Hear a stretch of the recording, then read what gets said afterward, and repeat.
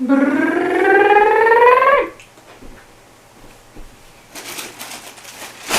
Brrr. Boop. Yummy! Yum yums! Maybe say that. As a mom, I've always wanted to hear you say that. I have.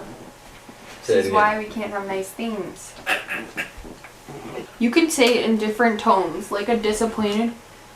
This is why we can't have nice things. No, nice. Honey, this is why we can't have nice things. Sad. This is why we can't have nice things.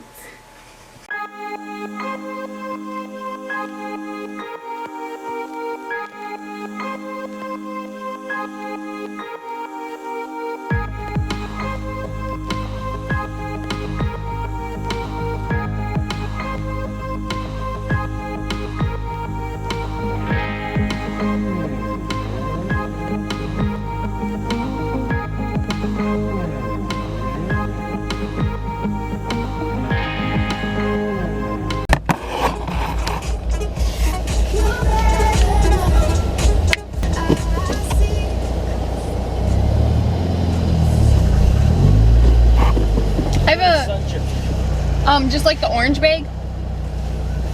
Thank you. Thank you.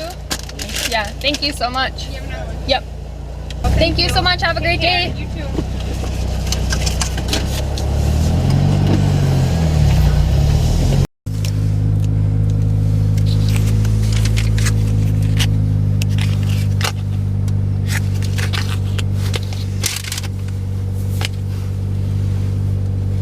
Okay, I'm doing a day in my life of a CNA type thing. I didn't record much of this morning because I didn't really plan on doing this video until like I was getting ready for work, and then I was like, well, I need to upload a video, so we're gonna do that. I got Subway today because we need to do the dishes at home. This video is kind of just gonna give you a rundown of what goes on if you, god damn it. If you do decide you want to be a CNA, or if you've ever had that sort of interest. I am actually working up in the assisted living side of our building. So I won't be doing like your typical CNA stuff, since I am trained upstairs in the... Those a-holes forgot my chips. They always... I hate Subway. The Subway here like sucks so bad, but basically my schedule is pretty confusing because I didn't have anybody to pick up in the, it's called the Summit side. That's what our assisted living is called. So I work 2 to 5 down on the floor as a CNA. Then I'm up to the assisted living where I'm considered an HCA. And up there I pass meds, I do nebulizer, CPAPs, like all that kind of stuff. And it sounds like a lot to handle right away because it is a lot to handle. But once you get the hang of it, it's not that hard. And then after 9 o'clock, I'm back down on the floor until 10:30. You guys are kind of getting an inside scoop of everything. I don't really pack a lot of snacks because I don't have much time to snack. You guys know I'm a mom, I breastfeed. So I have to, legally Minnesota requires that your work give you a place to pump every 2 hours. So my breaks, I'm usually pumping. I don't really get to just sit and enjoy them like it's work, as weird as that sounds. So I just got a beef stick and then a beef and cheese stick, and these are my absolute favorite. These Celsius, I don't know what they're called, but these, I actually haven't tried the heat ones yet. I usually just get the regular ones and the raspberry tea, and I don't like tea. So the fact that I'm saying that is kind of a huge deal. But this one's cherry lime, and I'm kind of excited. Oh, it's a pre-workout, a carbonated pre-workout. Whatever, work's considered a workout. I'm just gonna eat my Subway really quick, and I like to get to work early. I'm weird like that. Like, I'm here 30 minutes early, so I'm going to sit here and eat my Subway. I got the chicken bacon ranch sandwich, and then I get Chipotle Southwest sauce on it with mayo and spinach. So before I go inside, I just kind of want to give you guys a quick rundown of what goes on at my job, what to expect, and a few disclaimers. First things first, I just want to let you guys know that there is such a thing called HIPAA. This basically protects the privacy of the residents, or if you're in a hospital, it protects the privacy of your patient. Basically, I cannot say much about each individual resident, nor would I. I'd love to share some stories with you guys, but again, HIPAA can't do that. 2, every single nursing home is different. Just because this is how things go down at my nursing home does not mean that that is how they are going to go down for the nursing home you choose to work at or you currently work at. So do not expect your nursing home to be exactly like the one I work at, because that is not the situation. Every place is different. I currently work PMs at the nursing home I work now, so I work 2 p.m. to 10:30 p.m. So yeah, I had to switch to my phone because my camera is completely dead and I don't think it's charging the way I'm trying to charge it, because I don't have the actual battery charger. It's just plugged in. So I'm really sorry if the audio is super crappy, but basically how the facility that I work is set up is we have an assisted living, we have a memory care unit, which is for patients with dementia, we have short-term and we have long-term. My favorite place to work, it depends, because right away when people who are in short-term come, they're usually not too happy. I mean, they're in a nursing home, you know, it's more for like rehab and to get themselves better to go back home, and no one really wants to be, it's like if you broke your foot and you had to take 6 weeks off of your favorite sport, you're not going to be happy about it, right? So right away when they first get here, it's kind of hard, but once you get to know them and you get to connect with them, they're some of the best people to work with. The station that I usually work at, I really like, because the long-term residents over there are my favorite. I absolutely love them. They all have their own personalities and they're so funny. Some people can be pretty nasty, but the best piece of advice if I could give you would to be laugh it off, because it is not personal. And I know sometimes it can only be taken personal. It's going to be really hard for you to just look at the situation and laugh at it. I should probably practice what I preach. Just laugh at the situation, because they do not mean it and they probably will not remember it the next day. But I'm also not going to bring my camera inside or record much inside, again, because of HIPAA. So I will update you guys a little bit here and there when I do go and decide to pump, and give you a rundown of what my day looks like.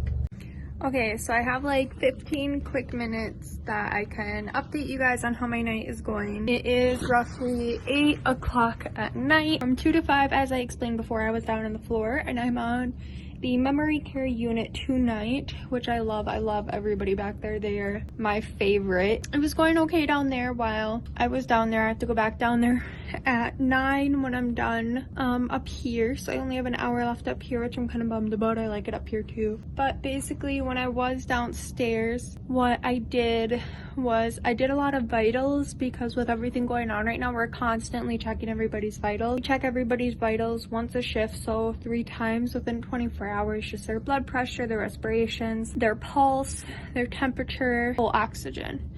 So just making sure everybody is alive and doesn't have a temp is kind of the biggest things. One thing I guess I can say that like doesn't like intrude on HIPAA. Typically, when you give a medication, it needs to be given within 30 minutes. At least that's like our policy here at where I work. I know some policies are like where my sister works, it's an hour, which is kind of bizarre to me. Like that's a really long time, but I guess depending on the medication, it's not a huge deal.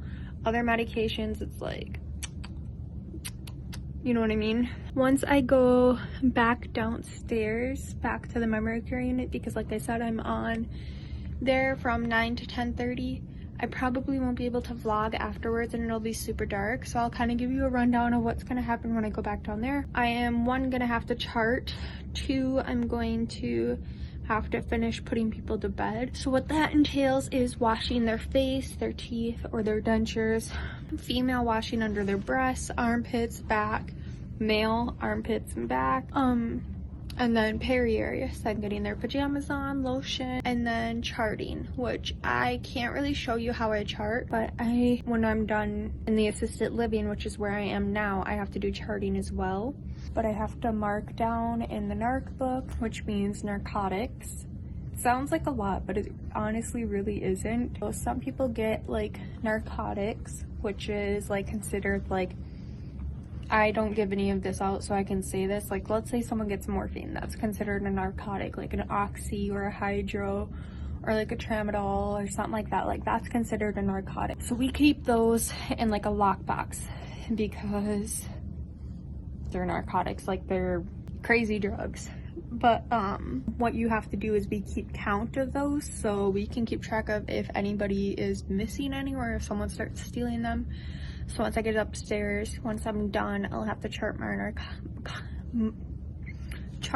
the narcotics I give out and make sure everything lines up and nothing's missing, which it shouldn't because I was up here last night too. So if something is off, it's not gonna look good on me. And then I gave a whirlpool bath tonight, so I will have to put in a progress report for that. Yeah, that's basically what goes on up here. Like I said, it sounds like a lot, but it really honestly isn't. The biggest thing that I like struggle with is that I thought I could jump into everything without needing all of the training. I only got 2 days of training and then I was working on the floor. And I think that really screwed with me because now like some stupid little things that would probably make sense to other people, I don't know. I feel really dumb. I have to keep asking Stacy. She's someone who I really look up to. I have to keep asking her like what to do and stuff like that. And I think she's getting pretty annoyed with me because I should know these things and I don't. I'm going to start getting someone's meds ready because I've been blabbing for about 15 minutes now. So I will either see you when I'm headed downstairs or when I get home. So peace. It is currently 12:15 at night. I'm just talking to you guys quick while my phone warms up. I don't know if I will finish this video in the morning or if I should just quick finish it now. But basically, I stayed a little bit later because, like I was explaining earlier, due to COVID-19, the virus, we are having to take everybody's vitals. So on knock shift, it's really hard for them to get their vitals all done because if you take, let's say we have 30-something residents on one station, it takes about an hour and a half with total dedication to get all those vitals done, no interruptions. When you have interruptions, you have call lights going off, you have residents you need to change, rounds to be done, you know, all the stuff it takes to be a CNA and like what the requirements are. It takes you about 3 hours to get vitals done. It takes double the time. So one of the nurses asked me if I would stay to take vitals and I said, sure, why not? I need the money, which I don't. I don't know why I stayed, honestly. I just like basically thought get paid to stay for another 2 hours to take some vitals, sure. I just did that. After I was done up on the summit side, which is what you guys saw last, the assisted living, I went back down to the memory care unit. I helped put a few people to bed. I did my charting. Overall, it was a pretty good night. We had a few pleasantly confused people, but that's to be expected when you're working back in the dementia care unit. It was absolutely such a wonderful, great night tonight, so I just need to keep my head up because nothing bad happened. And I'm going to go home. I'm going to finish my Subway. I'm probably going to eat my beef steak right now because I am so hungry. Then I am going to go to bed because I am exhausted. I am so tired. You guys have any questions on like what it means to be a CNA or what more I should tell you guys? Let me know in the comments down below. I never get any comments, so like it would make me really happy to see if you guys wanted to know more about my job. I am so close to 1,000 subscribers, you guys. It's not even funny. Giveaway at 1,000 subscribers. It's huge. The giveaway's already worth over $100 easily. Hit that subscribe button, like this video, so you have a chance to win a huge ass giveaway. Peace out. Sorry my audio sucks.